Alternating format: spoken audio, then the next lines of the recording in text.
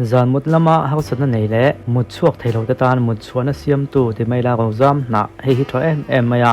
a chum so tui te hin in mai thina ati dan tu chu phone number kan tak la na hian vazo chiangula tin an ma ni hian atong hian lei chua thei ni boka tin chu lowa chu pai toina pui tu pum lampang ta na tho em mai boka ni tin mi tam tak chuan tak sati chiarnan weight loss nan te pon mang tong kai em maya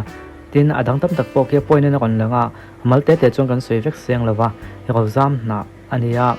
phone number a hin lo vazo chiangula amang to te feedback atong hian negative feedback hi lo om meu lo ni an tha pui tlang pui amai chemical ani lem lo boka mi zo win na kha kan tiang chi kha mi ro som dam doi ta na siam kha ni ye a thian te ho chuan Fernando hana hi a on kal don lo nianga an lo tia nia da ka thum lai kan ngak to nia I birthday nia alo kal ngai tu ania sin mole local do lo man len lo ti ve de sap lom bok ani a phone alo ya hana chuan alo kal man lo thu alo soi cha chu ta za chuan Fernando chu a zoi de nok maya a thian te po chuan an lo kha thiam viau maya a tok to e kek chu zai to maya ngu a han ti ya ne zai to ngu ti ro le tin dim om thayang me chuan om chun han tum phram lo mani hana nen hian an te te tonga in khreto le in kom ton nia an birthday te po hi an lo lom dun ve fo to thena hana phe hi chuan an len huna in nei hial te a soi ve to nge nge a an lo nulat langwa nu po hian Fernando hian thil pek moi le lu tak tak alo petwa hana hi ain thiam lo zo nge nge kalom khop mai ma se le peka chuan hetianga katana in sen vak hengai lo nia alo ti nge nge ni tin an university kalne hi ain an lo wangin an kalna mun ain an hun te po ngak photila tin an lo sui dun to ve thina chumini wang chuan Fernando hian a university de tu admission an ti fel sa po chu cancel vekin hana kalna chuan kalve duwa admission po ati thale vek ani ma se tu na chuan a base se angin thil akal tatat lo maya a birthday atak ngial po a local thei ta lo chu nia hetia kek a zera hian a then de chuan an phone a chuan hanai le mi padang pakhatan lam lai video chu an mutatlat mai an student union a an president nen chuan an lo party a an lam lai chu an thian te ho chuan video la in social media lama te an lo post chu lo nia an thian pa pakhat chuan jewal hey ente tin Fernando hena chuan yang takin an han en tir ta ngal vat boka chu video han mo chuan a thong khop mai yang pon ni se kalowa man na zong chu fail ta vek mai ni hi wana hen ke in kim ke in puang kalo te vea ma se hi a thazok don aniange ani hi ka thin lunga tangin ka pai bo mai angai ni nun tharin ka nung tonga chu kan nun thak tu tal chu kan lo mai niang chu a han tia pathian theo chuan nie adik chi ani ai thazo dai kha ila tong nge yang ani kha chuan a phu mi ro chenia lim takin inun thak chu lom jok te ngu tin thei to chuan an lo ti hlim ve bok ani zan rai to lama chuan hana po chu abial pa chuan alo thla ve a Fernando de po chu an hodon chi ani ambul naya chuan vakalin kawan tlai lutuk deuh tin em nia kaman velek lo kal ngal ni hi avatia Fernando chuan engmalo soilem lo chuta a dilan neng kha chuan inthian satlia mai kan nia o min lo thla khram ani kha ilo ngai ko nge o hetiang mai po ingai hodon ani vai chuan min be se to lawang che a han ti vel hama chuta le Fernando chuan a thalom ka be se to lawang che tin thil pek chu han pe ya ei hi ka thil pek top na ni o se a han ti chuan hana chuan a hlau thong le deuh sia o kangai dam meng che naktu ka ma de wa local la ei tok ti deuh lo keng che kalung ha kon che nia a han ti chuan Fernando chuan ni lo ve hana tuna chuan kanin kar chu top to so ko se tin pangpar a ken lai po chu vana chun han vor kang talop maya chuan engma soi zui talem lo chuan akal santa hana chuan mak atia a oi thei mai lo ni a thian te ho chuan Fernando mi long hak vela tin an va trok ka chuta hana chu a thinarim ta khop mai Fernando min ti dan mai chu a try ka khat chung chu e ti lo ken bo ka e sak to mi la wang se tin anin thren tak ani ti chu alaring thei chuang lo ni Fernando chu hun pakada hian avakala amale ma chu em be pa mol Fernando i a hle mai me che pakada wang mai in imalam hun zong it chevek ani he anila chuan la phasan zuya tin me te chu han zuwa chuta apia dewa chuan me che pakathiam poisa hi an lo vok daga he khovela hi chuan heng hi katan tang kai na omlo khovele peka chuan idule milo zong don nia tin leya tang chuan zuan thlak alo tum ni hian alanga chuta le Fernando chu vakal hnaya khang poisa te kha i khovele peka man idu ni chuan tuna hian i halangai ni o khatia paidak lo khan avati chuan enu hian ngoi mai te lo tia Fernando chuan voin chu kalak lo le mai mi pa ngai tak ka tong chu ti nak line chan him ngai tho mo nia ka ton hi a han ti chuan enu hian min chan himi du mo a han tia Fernando chuan chan himi ngai te chuan a han ti chuan enu hi azuang thlangal ta thut maya Fernando po chu azuang phe veng hala engtin mo chuan apot man kha ma mei che hian min thlang ha ko thi ka du zok tin aw ma se Fernando chana vuan tranga a to pa phe chuan ha sa tak chuan engtin mo anim pot let kai thei ta fra mani a po chho pa khan henu hian a pistol pai khatu ya hian a thlau dei mai boka alungoi lo khop maya zuan thlak le han tuma ma se Fernando hian alo dang zela kanun hena ka kaldu minang te su a han ti chuan a maya chuan a beng ta thok mai chuta zet chuan min beng amelo tin a pistol chu phoka han tuma ma se tu ya khan ro tla dei mai sia ti chuan le ke hi Charlotte kania Black Dragon Society an hot pa fanu kania engtin nge ni hian hetiang himin ti ngam zok le tin alung oi ta lo khop mai ate te tangin tu man kut an thlak zen ngai lo le ngala ma se tu na he pa hian han beng tamai chu angai dan an ro vio ne Fernando chuan tuna tang chuan in ti hlumi tum le ni point ka phal nai ilak phot angai tuang chu khriang che a han tia Charlotte chuan i a deuh man le nang hi kanuna thunei turin tunge moi ni le a han ti chuan nie ka a deuh chu ni me ro se ma se ka chu sei chu ngai pui mola ni mai an lo ti ve chuta Charlotte chuan a mai chu avazu ta eheu email chu a that phiat hi mole ka du zong takani hi a han tia ma se Fernando chuan a lo ti thei wak lo chuta Charlotte chuan ban bun pakhat hi han bun ti nga la ma se Fernando chuan a lo du lova phel le ngal mai han tum chuan i phel ve chu ni chak lo via wang an ti zuya chutia ti ta ka chuan a phel ta big lem lo ni mei che a takini hi khoya nge ini na om soila ka wa thla don chenia a han tia ma se Charlotte hian a poi khop mai in kan hei lo tlat ati ole tu ka lo ni chuan school lama chuan hana thian te chuan Fernando kha a thinrim tak ngem le an lo tia pakha zok chuan lo thinrim tak ani point enge poi vak le kum nga chuang a zui to chen ni lom ni a do vio che ti na nia engma lo tu om lo nakin lo ka akon kal vele mayang ye tu ta nen akon thleng le trap to mai thesin lo ti vela chuta hana chuan nie achunga hian kangil nei ma ne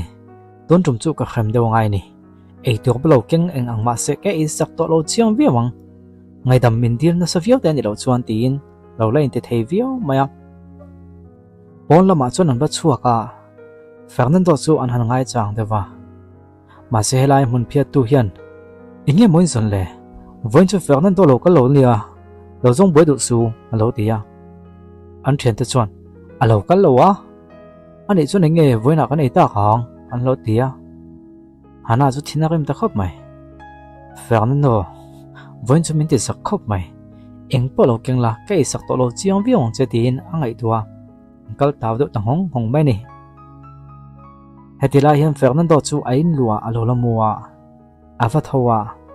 tuk thuan ei turte han siam zunga Charlotte kha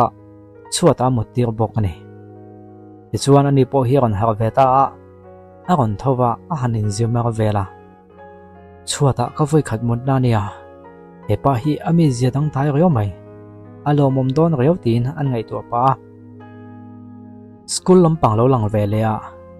hemi te yan ente thempa ni zon khan Fernando khan ati tak tak ringem a then thei tak tak ang mo alo tia ka khabik nang ma se kuming ma za chu uyang mai na zuya adu lo ti hi chu chianga chu wang chuan kan san thei tak tak sirang chuan ama tampo a thazok mulae lo ti ve ni ningat mai te a thian te tampo hian alo tlom thlak ve thin lo ti boka lak malama chuan hana da chu an thua thian te chuan ente Fernando lo le thang mi lo nia mati nge nyang le an han ti chuan a thian nu pakha zok hian alo kal zakan yang chu mole jing lama a kon kal ma thei to bok silawa ana hian a hawang ti hlaute po niang lo ti chuti lai tak chuan Fernando chu alo thleng ve ta moi takin a kon in cheya a hairstyle tharnen mi ho satang wal ang mai chuan an classroom a chuan a kon luta zang zan maya he avan mel thoi mi thakan mani le ti ten an lo soya an lo endu kop maya a thutna chuna va thudona hei chempa helai chu mi thutna ni hi an lo ti chuan Fernando chuan in a de mani le ke ma ka ni hi in khana nge tin han thuwa he Fernando ni hi an lo ti ya in beng cheng ngoi ve mai teu a han ti vata a thian te chuan a to pa chuan in me tu khat na hle mai he tiang hin ma rong khan in chei thrin la chu mai chetam takin an zui huang chemale lo ti ngoi teu mi ten min an thu pania a han ti ta ka chuan an ngoi ve ta mai boka chu ta le Miss Maujani alo lu tania tin an Miss Mel thang ring tak mai chu lo lu ta ani po chuan Fernando chu lo haya hey nang kha itla so mi hai ni lo mo an lo ti chuan a ro chuan heng mi pa ho la hi ya kom na piang an local zia mai tin angai tu ngal boka Fernando chu alo dinga Miss Maujani Fernando khagania a han ti chuan ana chuan enga Fernando mo alo ti ya mak lo ti vio mai an Miss chuan ole kan zio la tan halong tin voin lama an zio tu lam chu an han soi chun zom hal do mop maya heti lai hian hana chuan a ro chuan a mel lan dan te lo thak bang lam vela kalung ti olo chu hlau le mai mo min ti lung oi nge ya tu mani don khi tin angai tua a thian nu la chuan hana khi ente ye tu po a kon khain ka khatlat lo ti vea ma se hana chuan ka soi chiang veo to sia eng ma mi lo ken to su ka tia ka e sak om chuang lo mai lo ti vela ni ma se Fernando te thian zo ho chuan a e tu lo ken chu an han e pa mial maya hana la chuan engma khalavin khit yang khi ke e du lo ti ka sei jin to te lo nan min lo la ken tra la an lo la ti miala ma sen thian no pa chuan lokin hana e tu ta na alo ken ani lo niang en ma te atita an thian zo ho chuan lo e vek maya chu ta le athina rim khop mai ka van ngai dam don lo chiang em an lo la ti fana an thian no pakhat la hian Fernando dan hian in ngai zong lo ti an lo ti ya ngai zong te nang alo ti vat ani chuan ka bidon ani a mil khi thwa ka ti alo ti idu phot choni bedon nia alo ti ve mai boka ti chuan an zio te tu nu chuan ole voina tan chuan khati zong khani phot ro se a han te ya ole tin an ha dam ta huai mai chuta an zio te tu nu chuan lokin Fernando kha an ti chuan enge nia ati kha i hairstyle thau chu in me hle mai an ti chuan classmate dang ho chuan lo nui deuh thup maya an mi sina chai vel ani ti chu an kha thiam ani chuan le pon lama chuan an chuak ta sap maya ti tewi chuak to ngu le an han ti heti lai hian hanai thian nu kha kan chota Fernando ko lo be boilok che zona thil pakhat ka neya hei kan zir lai chungchang hi tin an zir lai chungchang kha akon zot vela ma se Fernando thian ta chuan hei thian nu kini pon kan kha thiam bi khle nem chu tiang ni don chon kini poi min khel ve lo lo se kan zawai ma son kan du ve ve kalom a han ti ya ni thavia wang alo ti chuta Fernando chon thil ha sai mom hle nem tin a han khel fia e hi in enanga ti chuan helai hi apoi mo a tin hetia ti lai hian helai no hianin nai set sot chon alo oma aban chu alo zut lo chawni chuti anin khul fia an hanin nai ve lai chu hanai chona kon en chawa angai dan chu ani mi lo Fernando me chu na tinge khi tianga fel tak thota e ma min kon luinan ati ve le nemo apoi lo ve nakin lo ka ngai dam min di langa ma se ka ngai dam to lo chiang ve wang biak pok be to hau lo wang tin lo lain hum ro ve khop mai heti la hin in lam pang lo langa sao lo de kha chokala ma chuna kon chuka e tu Fernando chuna lo siam thap mai sia heu he pa chu adang dai hle maya hetiang me khring hi kala khring hai mi lo tin mak ati khop mai a e tu siam chu han la a han e china atu nge tu lo ti test pa ne abula chuna thalak ada boka chuta a thalak chu la han en pa chuan nang ang mi pa he kala tong ngai mi lo mai amak hle mai anti zuya chuta le a phone alo ge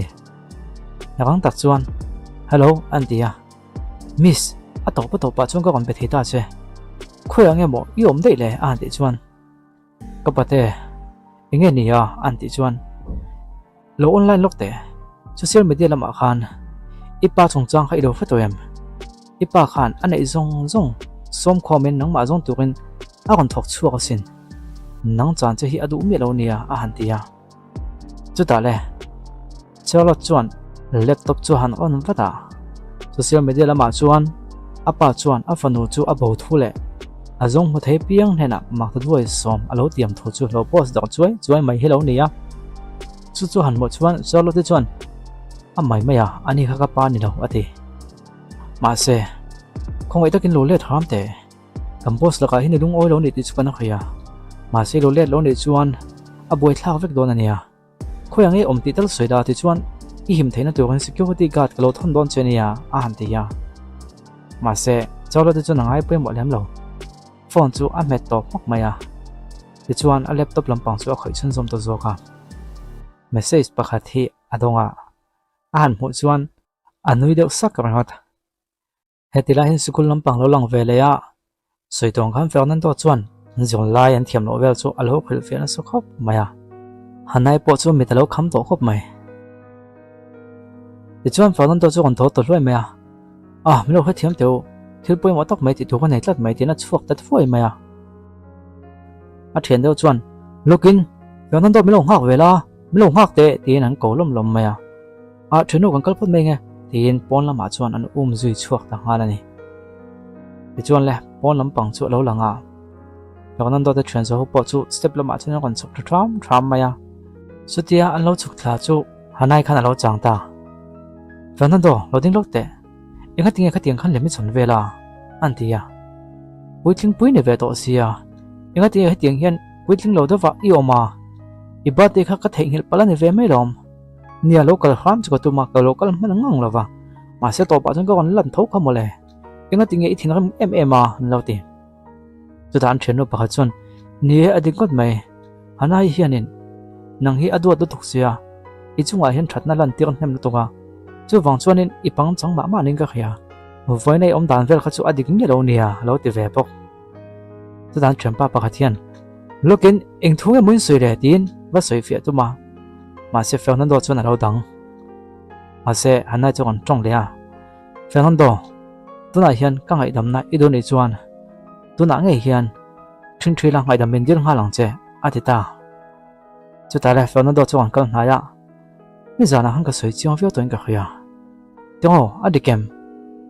nang nen hian kanin ka eng ma om to lova